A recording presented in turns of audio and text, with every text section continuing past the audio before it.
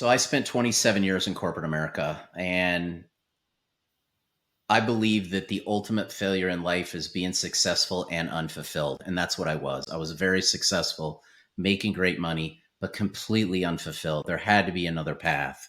Him and I started up a conversation, and we really just started working through different pathways, maybe as entrepreneurship as a pathway. Now, the aha moment. What legacy do we want to leave? We can certainly leave it special. Join me, Jeremy Swick, on Into the Unknown, a podcast that delves into the personal journeys, stories, and experiences of individuals across diverse professions. As a historian by trade, I firmly believe that our personal histories shape our present and offer valuable insights into our paths ahead.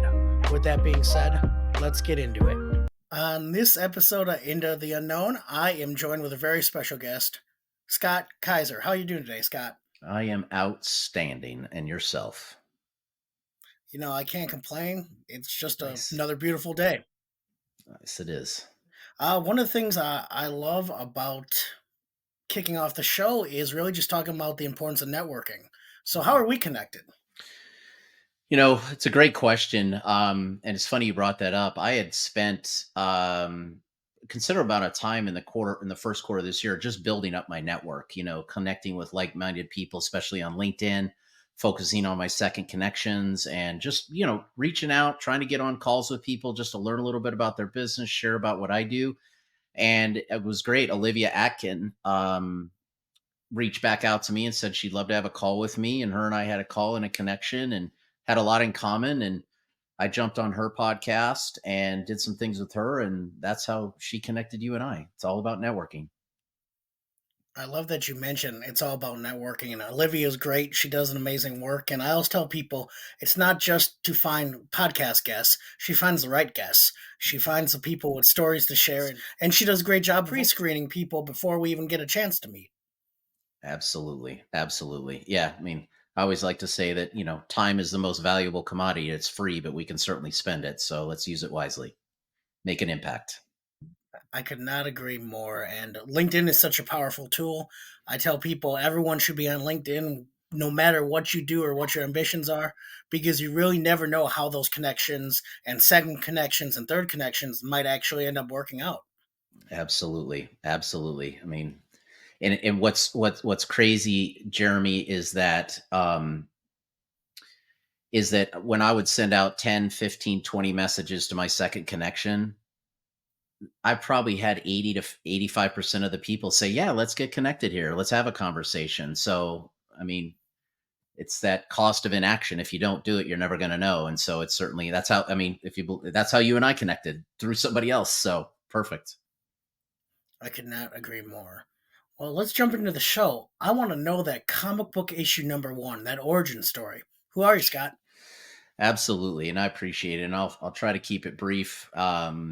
I was born and raised in Colorado. I live here in central Wisconsin now. Why did I move to Wisconsin? I followed a girl. It happens. It's awesome. Wisconsin's a beautiful place, great people. But I do travel back to Colorado quite a bit to see family and friends and get back into the mountains. But growing up, traditional childhood, I had a brother, older brother.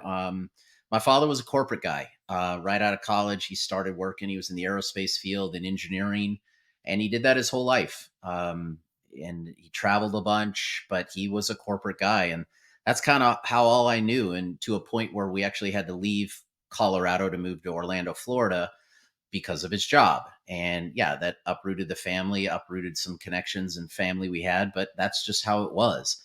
And so growing up, I went to high school in Orlando, college in Georgia, ended up in South Carolina, and was working in food and beverage, and got a chance to go work for a company called Cisco Foods. I'm sure you've seen the trucks, of the biggest arounds, and get into wholesale food distribution. I knew nothing about it, but it was a big corporation. And that's kind of what I knew from my father, is corporate life. And so spent quite a bit of time, about 11 years in South Carolina doing that, transferred with Cisco to Colorado, moved up to the mountains, ended up going and then got poached by a competitor there to go work for them, which I did, another corporation. And at that time, my wife and I had a baby boy, and it was, the mountains were great, but living outside of Aspen, Colorado, it's can get quite expensive sometimes. So she was a native of Wisconsin, so we decided to pack everything up and move here to Wisconsin, where I went back into the corporate life of working for another food distributor here, and and here I am. I am no longer in corporate. I'm an entrepreneur, and every day is just an absolute blessing being able to step away from that mess. Scott, I appreciate you sharing the story, and I'm 100% biased, but Wisconsin is the best state. There's great places to visit, but I am full blown. I've lived all over, and I keep ending up back in Wisconsin, and I don't even try to hide it anymore. I just know that's where I like to be, and it's a different. I'm sure it's much different. My sister's actually out in Colorado right now. She lives out there. It is different. The one thing when I came here, and everyone was asking me, "Oh, you're from Colorado. You'll be fine during the winter." Not so much. No, no, no. If it gets down to like 2 degrees above zero in Colorado, people freak out. Here, it's just another day in the winter. So, so it's a little different. But man, beautiful summers, beautiful springs, amazing people, great work ethic, cost of living. Yeah, I couldn't be blessed more to be here. Scott, what made you make that switch? You had mentioned your father was in corporate, and you had been in corporate for what sounds like a few decades, and now you're an entrepreneur. Yeah.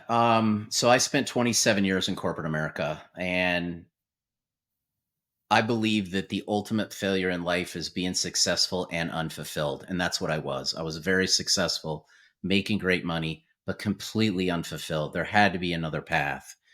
And one day I was sitting outside an account of mine, and I got a LinkedIn message. I mean, I wasn't even really on LinkedIn. I didn't even remember I was, but I did.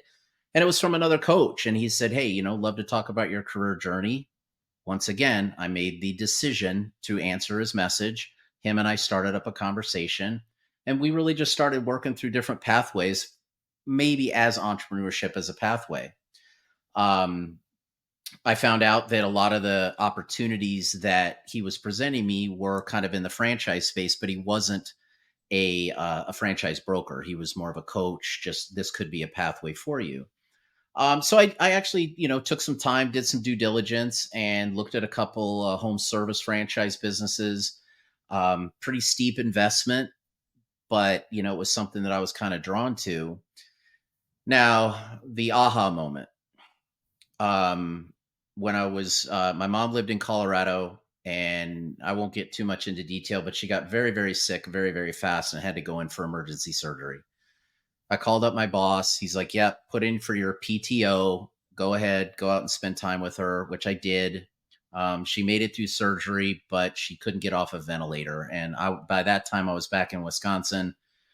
The family decided that we were going to have to end life, and it was, it's just that was just her time. God was calling her name. So I went to my boss and I said, "Hey, I'm going to fly out, say goodbye to my mom." And he came back to me and said, "Well, you're out of PTO. You're going to have to put in for a family medical leave, and you will not be paid." And I was like, this was the sign that I needed, that I need to get out of this mess. So I flew out there. I said goodbye to my mom, and I came back and I told myself, my purpose is to get people unstuck from corporate America that are getting laid off by the hundreds of thousands per month, people that are burned out. And what could I do at that time? Well, I went back to the coach I was working with, and then I found out that the Entrepreneur Source, the business I own, was actually a franchise that you could buy into and use a license. So I decided to do that.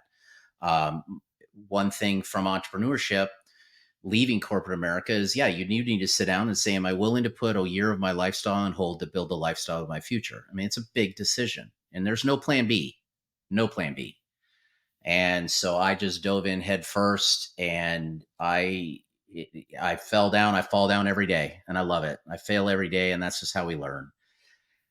But being able to have a business where I'm not selling anything and I am not job recruiting, I'm that middleman that let's talk about that journey of discovery. Let's find that point of clarity. It could be another job. It could be another corporate career. But we always dream about entrepreneurship. We just don't know where to start. And that's kind of where I step in. Let's have those talks. Let's talk about what kind of income, lifestyle, wealth, and equity. And I have been very blessed, very, very blessed to do what I do. And I don't ever see myself doing anything else. But it took a tragic situation that my corporate job was pushing back on to find this. So it's just kind of one of those things where it found me. Scott, I appreciate you sharing that story. And I think it's so much with corporate jobs and jobs where there's a lot of moving pieces. You do realize at some point, not everyone, but I think at some point you realize you're probably just a number. And as long as you make financial sense to be kept, and of course, with the pandemic happening, a lot of people, even more people were let go. And I was temporarily furloughed, and I kind of saw it coming. I saw the pitches coming in a little bit slower. But it's one of those things where you realize that well, yes, you matter, but at the end of the day, as long as you're making financial sense for them, a lot of times that's the only reason you're still in the position, which I think is a hard pill to swallow for a lot of people. It really is. And so people, I mean, get this.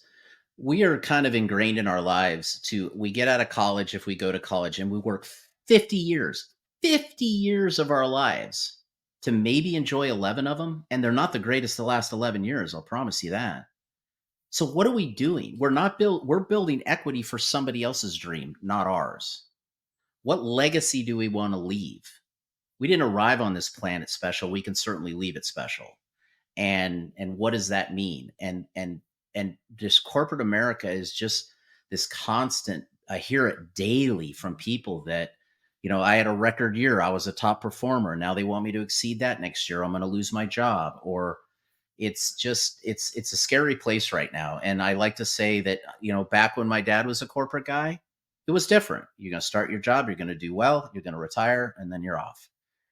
Right now, corporate America has an expiration date. Everybody's scared to go into work, not knowing that it may be their last day, because it may be. And then what do you do? So you're exactly right. You're a cog in the wheel. Scott, I think it's so great what you're doing with your coaching program is really building that escape plan. And as you mentioned, it might be another job, Hmm. or it might be a job with more entrepreneurial tendencies. I tell people that all the time. Maybe you're not a full bred entrepreneur, but maybe you have a way to supplement your income so you're not taking the job you can't stand. Maybe you're taking a job you like a lot more, and Hmm. you find a way to financially also, thrive. Absolutely. You're exactly right. And when I go to my clients and I said, we have to find that clarity. And a lot of times that clarity is another job, maybe because of financial reasons, family obligations, whatever it may be. But if we get to that point, we will celebrate that, because too many people are spending too much time building walls that keep them locked in. And eventually the walls will be so big, you can't get over them. So let's start building some bridges. Let's build some stairs to get to where you want to go, and get a little uncomfortable doing it. I like to be my client's ally and not their friend, because I really truly want what's best for them, but I will call them out when things go a little sideways. I think we all need more allies in our lives. And that's what I try to bring to my clients every day. Scott, and I think you might have already touched on this, but in life, we can go east, we can go west, we can make a decision not really knowing the outcome. Can you give me a time where you just went for it?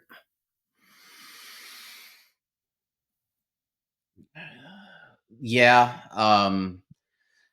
I tell you one thing that I've done, you may not find this kind of, crazy, because this is kind of the space you live in, but I've never been one to put out my face and my voice out on social media. And I decided that it's time to start spreading the word. And when I invested in editing programs, software, all this stuff to produce videos, and I did some really nice looking stuff and put it out there, and it was okay.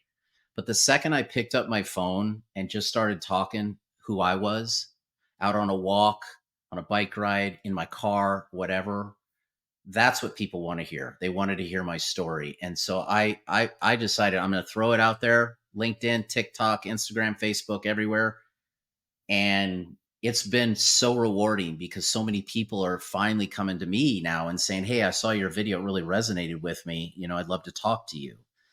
Um, my next big project is I want to get out and do some speaking engagements. They don't have to be paid.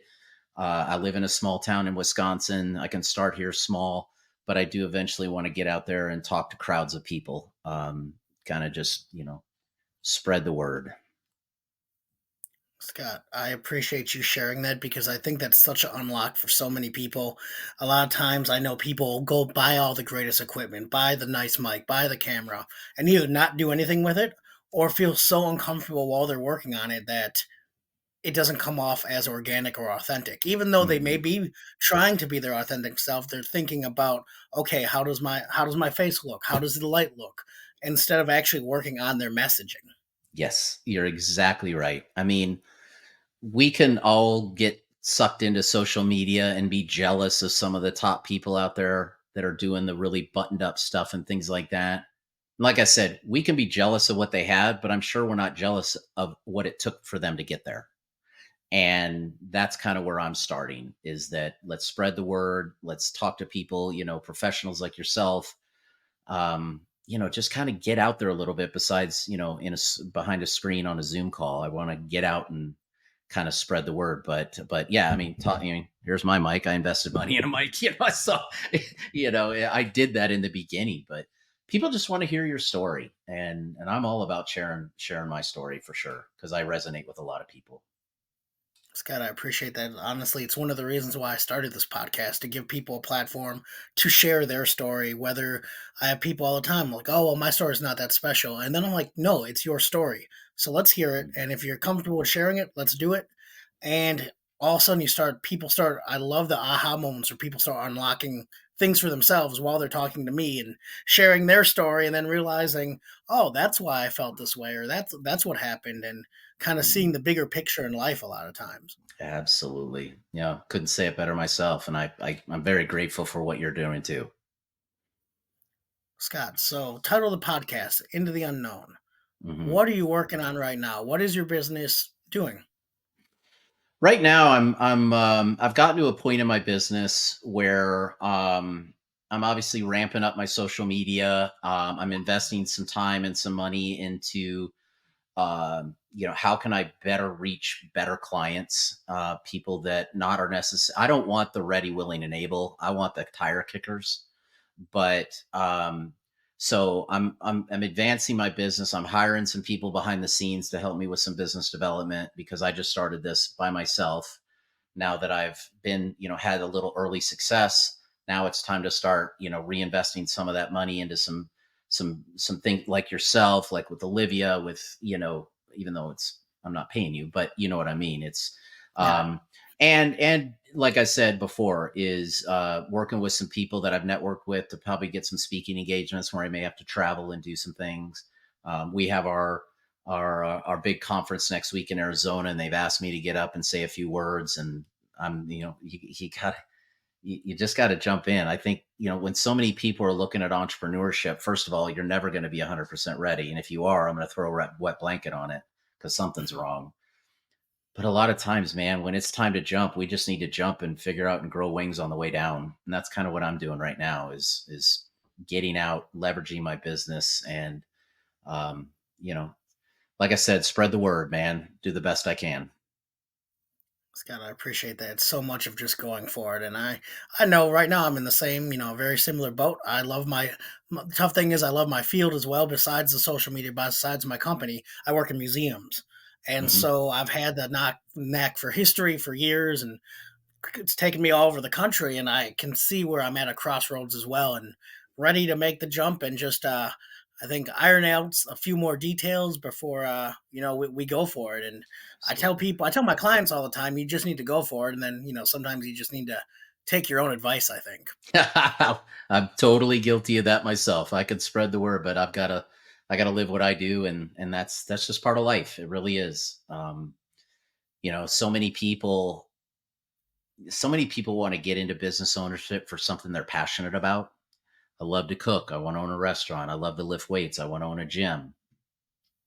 I believe that entrepreneurship should be something that maybe you're not necessarily passionate about, but is this a vehicle to free up the passions that matter most? Your cooking, your family, your faith, your history, your museums. How can I get involved with that? Was there a vehicle out there to get me to the passions that truly matter?